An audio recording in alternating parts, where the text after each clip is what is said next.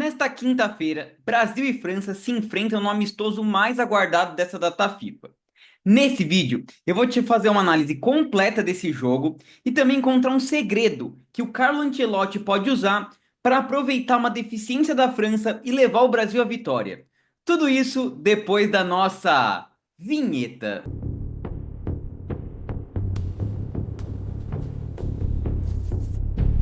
Sejam bem-vindos ao Ode ao Futebol Moderno. Meu nome é Eduardo, eu sou analista de dados e apaixonado por futebol. Durante o nosso percurso aqui, esse canal terá como objetivo falar sobre futebol, claro, mas sempre olhando para estratégia, para números, para tática, fugindo um pouco do óbvio para trazer uma análise mais qualificada, digamos assim, né? Então, se você gosta desse tipo de conteúdo, convido você a assistir esse vídeo até o final. Se você gostar da nossa análise, depois deixa o like, se inscreve aqui no canal também para poder acompanhar os próximos vídeos, ativa o sininho também, tá? Então, eu quero já começar falando esse primeiro vídeo aqui do canal sobre o jogo entre Brasil e França, né? Como eu falei, um dos jogos mais aguardados. E aí, a primeira coisa que eu acho que a gente tem que saber é quando é que vai ser esse jogo, onde é que eu vou assistir esse jogo? Claro, é a coisa mais importante aí. Bom, o jogo vai ser na quinta-feira, agora, dia 26 de março, às 17 horas, lá no, em Boston, nos Estados Unidos, né? Estádio da NFL, do New England Patriots. E você vai poder assistir onde você quiser. Vai passar na Globo, no Sport TV, GE TV, tudo quanto é lugar aí, você vai poder assistir esse jogo Brasil e França, um baita jogaço. Vai ter que dar aquela saidinha antes do trabalho para poder assistir, né? E aí, eu quero começar já a falar um pouquinho do adversário, da França, né? E aí, eu quero compartilhar com vocês aqui, ó, arte na tela, para uma análise que eu fiz sobre a França no último ano. Então, como vocês podem ver aí, em 2025, a França jogou 10 jogos. Esse ano será o primeiro dela. Nesses 10 jogos, a França teve 7 vitórias, um empate e 2 derrotas. Então, a gente já vê que não é um adversário imbatível, apesar de ser um adversário muito difícil. A gente vai mostrar daqui a pouquinho a convocação da França e falar um pouquinho das partes positivas do time francês, né? Mas não é um time imbatível, teve 2 derrotas. Marcou 2,4 gols por jogo. É um time que marca muitos gols, tem um ataque muito forte, né? Já devem estar pensando em Dembélé, Mbappé, mas tem também o Olise que está jogando muito, mas sofreu 1,1 gols por média de jogo. Então é um time que também toma seus gols ali, né? É uma defesa que tem os seus problemas. Eu peguei alguns jogos importantes da França em 2025, tá? Então a gente teve os dois jogos das eliminatórias contra a Ucrânia, que era o adversário um pouco mais complicado do grupo da França, mas assim, pelo nível, sendo a Ucrânia o mais difícil, vocês já veem que as eliminatórias europeias também não são uma dificuldade toda. A França ganhou os dois jogos com autoridade, 4-0 jogando em casa, 2-0 jogando fora de casa, conseguiu impor seu jogo, mas claro que a Ucrânia é um adversário mais fraco. Daí, eu pego 3 jogos da Nations League, que já são adversários um pouco mais complicados. A França fez 2-0 na Croácia, que o Brasil vai enfrentar, né? E era um jogo muito interessante, porque a França tinha perdido o jogo de ida por 2-0. Então ela precisava reverter o resultado. Jogou contra uma Croácia toda fechada. E também conseguiu impor o seu ritmo de jogo e fazer o 2-0 e se classificou nos pênaltis. E aí, o próximo jogo que eu mostrei, a França ganhou de 2-0 a disputa de terceiro e quarto contra a Alemanha. Daí um jogo já mais. Enfim, a gente sabe que disputa de terceiro e quarto não é lá aquela motivação toda, mas como era um jogo contra a Alemanha, né, um adversário de grande porte aí, também quis colocar como um jogo importante. Mas eu acho que o segredo para o Brasil começar a pensar em tentar ganhar da França é esse jogo que ela perdeu nas semifinais para a Espanha. O jogo foi 5-4, tá? Mas em determinado momento, a Espanha estava ganhando de 4-0 e chegou a estar ganhando também de 5-1. A França começou a buscar o resultado mais no meio para o final do jogo.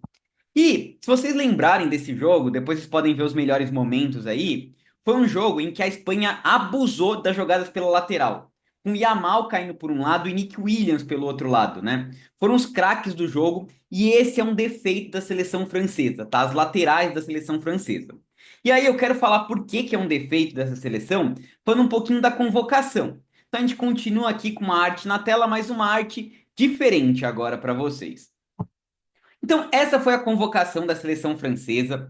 Aqui vocês podem ver que os goleiros são o Mike Maignan, que é o titular da seleção francesa. A gente vai montar daqui a pouquinho a provável escalação. O Chevalier, que joga no PSG, e o Samba. Na defesa, tem alguns laterais e alguns zagueiros, né? O Lucas Digne, que é um lateral esquerdo, joga no Aston Villa. O Malo Gusto, do Chelsea aí. O Lucas Hernandes e o Theo Hernandes, os dois irmãos ali que podem ser laterais esquerdos ou zagueiros pela esquerda, principalmente o Lucas Hernandes. E aí, mais zagueiros mesmo, teve o Konaté, o Saliba e o Pamecano. O Saliba foi cortado. Então agora a França ficou praticamente com três zagueiros: o Kalulu, Konaté e o Pamecano, né? Então já tem um pouco menos de opção. Agora, do meio para frente, aí é uma loucura, tá? Por exemplo, tem Camavinga e Tchouaméni do Real Madrid. Kanté, que já não é aquele Kanté do Chelsea, mas ainda é um cara que na Nations fez uma excelente Nations, tá? Podia até estar na seleção daquela competição. A gente tem o Rabiot também, que joga pelo Milan, deve ser titular, inclusive, muito experiente. E o Zaire Emery, garoto aí do PSG. O Koné, que joga no Milan, foi cortado. Ele, inclusive, vinha sendo titular nos últimos jogos da França. E aí, cara, no ataque a gente tem a Kliushi, Cherki, que é um meio de campo que tem o molho, ele tem uma qualidade técnica diferente. Tem Dembélé, Mbappé, então tem jogador que é melhor do mundo, tem Mbappé que dispensa comentários. Michel Olise, que é um dos líderes de assistência do futebol europeu. Tem Colomoni, Ekitike, que tá jogando muita bola no Liverpool. Desiré Doué também joga muito no PSG. Marcos Thuram, cara, isso que ainda ficaram de fora o Mateta, que joga na Premier League, o Griezmann tá de fora também dessa seleção. Enfim, é muita qualidade, tá? Realmente tem um dos melhores elencos aí do futebol francês. Mas agora eu quero mostrar para vocês a escalação e começar a desvendar esse segredo. Então, vamos voltar aqui, ó, e a gente depois vai ter que falar como é que o Brasil pode aproveitar esses defeitos. Então, essa é a provável escalação da França, com Malo Gusto, lateral direito do Chelsea, que é um bom lateral, só que ele é muito ofensivo. Ele não marca tão bem assim, o Malo Gusto. Ele tem problemas na marcação. Do outro lado, o Theo Hernandes, que também é um lateral muito ofensivo, a gente lembra dele no tempo de Milan, agora ele tá no Al Hilal, mas que defensivamente é um cara que tem suas dificuldades ali de marcação. A zaga com Konaté e Upamecano é uma zaga muito boa, tá? Não tem muito que criticar da zaga francesa, não. É uma zaga que impõe respeito, apesar de que o Konaté não faz uma boa temporada pelo Liverpool, mas mesmo assim é uma zaga que não compromete, tá? Acho que os problemas são os dois laterais, que apesar de atacarem bem, tem várias dificuldades defensivas. E o Mike Maignan é um goleiro bom, tá? O Ederson, na minha opinião, por exemplo, é melhor do que o Mike Maignan. A gente vai falar daqui a pouquinho da escalação da seleção. No meio de campo, Tchouaméni e Rabiot são caras que entregam uma boa solidez ali, são caras que geram bastante jogo, né? Principalmente o Rabiot é um cara que tem um passe mais qualificado, o Tchouaméni é um cara de muita imposição física. E o meio para frente, claro, Olise, Mbappé, Dembélé dispensam comentários. Mas um ponto interessante é que quando a França está marcando, o Mbappé e o Dembélé entregam muito pouco de capacidade de marcação, né? Então, quando a França marca, o Dembélé e o Mbappé formam uma dupla de ataque aqui na marcação e a França joga num 4-4-2. Quem acompanha o Manchester City aí sabe que o Cherki também é um cara que tem dificuldades para marcar. Então, o que a gente pode se aproveitar olhando para essa escalação da França? As fragilidades pelas laterais. Foi isso que a Espanha fez naquele jogo que ela ganhou de 5-4, com o Yamal e o Nico Williams deitando, né? Naquela oportunidade até, quem jogou pela direita não foi o Malo Gusto, mas enfim, de qualquer jeito é uma fragilidade que a seleção francesa tem. Agora, vamos falar como é que o Brasil pode se aproveitar disso, porque não adianta a França ter fragilidade se o Brasil não se aproveita, né? E vamos falar um pouquinho como é que o Brasil chega para esse jogo? Então, arte na tela aqui para o desempenho do Brasil em 2025, né? Bom, o Brasil fez os mesmos 10 jogos que a França, venceu 5, empatou 2 e teve 3 derrotas, né? Então o Brasil oscilou bastante. É bem verdade que algumas derrotas foram no comando ainda do Dorival Júnior, né? Não era nem o Ancelotti ainda. O Brasil tem média de 1,7 gols marcados, é uma média ok, tá abaixo da seleção francesa, e 1,1 gols sofridos, tá? É um time que toma o mesmo número de gols ali que a França, praticamente. É uma defesa sólida relativamente à defesa do Brasil, né? Eu destaquei alguns jogos positivos e alguns jogos que, na minha opinião, foram muito negativos do Brasil. Eu sempre convido vocês a comentarem. Então, qual foi o melhor jogo da seleção brasileira, na opinião de vocês?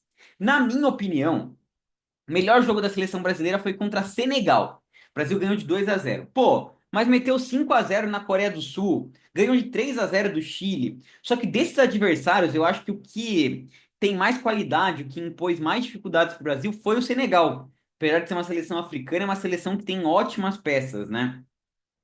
E nesse jogo achei que o Brasil teve uma atuação bem legal. Acho que ali o Ancelotti conseguiu encontrar um sistema defensivo para o Brasil bem forte, com o Militão ali pela direita, Marquinhos e Gabriel Magalhães, jogou Alexandre naquela oportunidade na lateral esquerda, mas a gente está com vários desfalques. Vou falar para vocês dos desfalques daqui a pouquinho da seleção brasileira, né?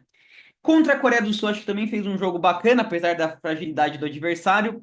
E eu gostei também do jogo contra o Chile, em que o Ancelotti usou um pouco é, do que ele vai tentar provavelmente no jogo agora contra a França, que é o Vinícius Júnior tendo um papel mais solto, não ficando tão preso pela esquerda. Acho que pode ser uma estratégia legal. Ele usou também contra o Paraguai essa estratégia de deixar o vídeo um pouco mais solto e deu bem certo, tá? Para ser bem sincero, essa parte ofensiva, o que me preocupa realmente é o nível do adversário.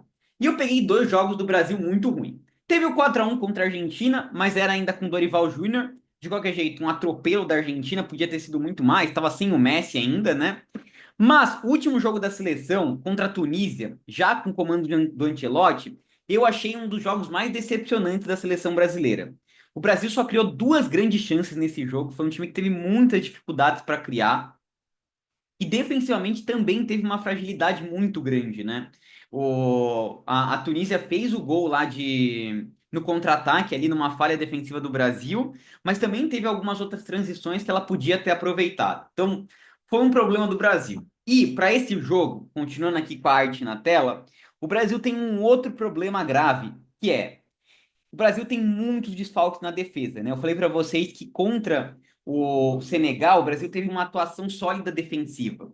E daquela escalação, o Brasil não vai ter o Éder Militão, tá machucado, e a lateral direita do Brasil é um problema crônico, muito complicado, né? Aliás, comenta aqui, você lembra de algum lateral que poderia ser titular? Porque eu não confio no Danilo, não vem sendo nem titular no Flamengo e tem jogado como zagueiro. O Wesley é um cara que também ataca muito bem, mas defensivamente nos tempos de Flamengo ele comprometia bastante, né? Não evoluiu muito essa parte defensiva na Roma, então é um problema. Vai estar sem o Gabriel Magalhães também, que sofreu um machucado. Para mim, ele é um dos melhores zagueiros do mundo na atualidade. O Brasil vai estar sem ele também. Sem o Alexandre, mas eu confesso que aqui eu não vejo tanto problema. Acho que o Douglas Santos está no mesmo nível dele. E também o Alisson tá fora, mas acho que o Ederson cumpre bem a função, tá? Os principais desfalques realmente são Gabriel Magalhães e Militão, né? E aí, claro, ainda tem o desfalque do Bruno Guimarães e do Estevão, mas eu acho que dá para, agora pensando em como é que o Brasil pode ganhar da França, um segredo, olhar para essas duas posições com carinho, tá? Então vamos lá, deixa eu falar como é que eu acho que o Brasil vai vir escalado, vou passar para vocês, e depois o que eu acho que o Ancelotti poderia fazer. Então, continuando aqui, a provável escalação do Brasil, segundo aí TNT Sports, GE, a provável escalação que estão olhando para a seleção brasileira seria com Bento ou Ederson. Eu prefiro um pouco mais o Ederson, para ser bem sincero. Daí, na lateral, Wesley, beleza, acho que das condições que a gente tem é o que dá para ser. Douglas Santos também é o que dá para ser. Nessa dúvida aqui entre Ibañez e Bremer, eu prefiro o Bremer. Acho que pode, se ele fizer um bom jogo, ele pode ser garantir a vaga dele na Copa, tá? Eu acho um bom zagueiro. A questão dele é mais física, mas ele bem fisicamente é um bom zagueiro. E o Léo Pereira, né? Assim, acho que Marquinhos não vai para o jogo, seria. Para mim, a dupla ideal seria Marquinhos e Bremer, né? Mas vamos ver, o Léo Pereira tem feito atuações legais pelo Flamengo. Casemiro e Andrei Santos, indiscutível, são os dois melhores volantes ali que a gente poderia escalar. E aí, como eu tinha falado para vocês, o Ancelotti está colocando Rafinha, Martinelli pelas pontas, Vini Júnior e Matheus Cunha, tá? Eu discordo um pouquinho da escalação de Matheus Cunha e Martinelli. Aí que eu vejo o segredo para o Brasil, tá? Então eu montei o que, que eu faria se eu fosse o Ancelotti. Eu quero que vocês comentem como é que seria a sua escalação do Brasil para esse jogo contra a França, tá? E o segredo para mim tá em aproveitar essa fragilidade nas laterais da França que a gente tem comentado nesse vídeo. Como eu colocaria o Rafinha caindo pela direita e o Vini Júnior caindo pela esquerda. Porque eles são caras que estão numa fase muito boa. Eduardo, Vini Júnior, Rafinha não apresentam nada pela seleção brasileira. Vou mostrar para vocês como é que tá a fase deles em 2026, inclusive comparando com Dembélé e Mbappé, para vocês verem que, pô, Dembélé e Mbappé são muito mais jogadores. Acho que se a gente olhar o currículo, sim, mas vocês vão ver que em 2026 eles estão muito bem, o Rafinha e o Vinícius Júnior, tá? Então eu colocaria esses dois nas pontas. Eu usaria o João Pedro, eu não usaria o Matheus Cunha, tá? Tava até dando uma olhadinha aqui no SofaScore. Cara, o Matheus Cunha, nessa temporada, pelo Manchester United, ele tem sido muito mais um ponta pela esquerda, um cara que cumpre essa função ali de ponta pela esquerda caindo para dentro, do que propriamente um centroavante. E o João Pedro tem feito essa função no Chelsea e tem indo bem, né? Tem marcado muitos gols, principalmente nesse último mês aí, ele tava vendo uma fase muito legal, apesar dos jogos contra o PSG na Champions terem sido ruins. Então eu usaria o João Pedro aqui nessa função de centroavante, com o Vini e o Rafinha aberto pelas pontas, tá? E um outro detalhe que eu faria para ajustar a esse poderio ofensivo francês seria montar um esquema com três volantes, mas três volantes que sabem jogar. Então, ao invés de colocar o Martinelli, eu colocaria o Danilo do Botafogo. Poderia ser também o Gabriel Sara, tá? Acho que o Sara tem feito um bom trabalho no Galatasaray, fez uma boa Champions ali enquanto o Galatasaray ficou vivo na Champions. Mas, cara, eu acho o Danilo um pouco melhor, porque o Sara, ele é um cara mais de construção de jogo, que tem mais passe, mais assistência, e o Danilo é um cara de mais chegada na área. Então, se a gente fosse abrir mão realmente de mais um atacante ali, em vez do 4-2-4 ir para um 4-3-3, eu preferiria ter um meia com mais chegada na área. O Danilo é um dos artilheiros aí do Campeonato Brasileiro. Ele já teve uma passagem pela Europa bem breve. Eu acho que pode ser um cara para ter intensidade na marcação, ajudar nessa recomposição defensiva para marcar Olise, para marcar Dembélé, para marcar Mbappé, que vão revezar ali para cair pela ponta. O Danilo pode fazer uma cobertura para o Wesley, assim como o Andrei Santos fazer uma cobertura para o Douglas Santos. Eu usaria esse esquema com três volantes, mas três caras que sabem jogar, para deixar Vini Júnior e Rafinha solto pelas pontas.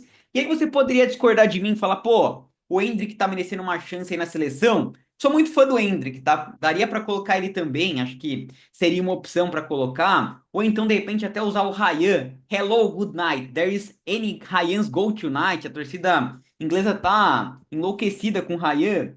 De repente ele já fez essa função no Vasco, mas eu acho que assistindo jogos o que mais tem me chamado a atenção é o João Pedro, tá? Eu iria com ele. Mas comenta aí se você acha que poderia ser o Endrick. Ou então, se o Ancelotti quiser manter, tudo bem, dá para colocar o Rafinha aqui realmente como meia. Eu acho que o Rafinha faz essa função bem no Barça. E de repente abrir um Ryan pela ponta direita, que também é um cara que tem muito esse X1 para ir em cima do Theo Hernandes, que não é um bom marcador. Eu acho que o segredo tá por aí, tá? Em o Brasil aproveitar bem essas escapadas pelas laterais.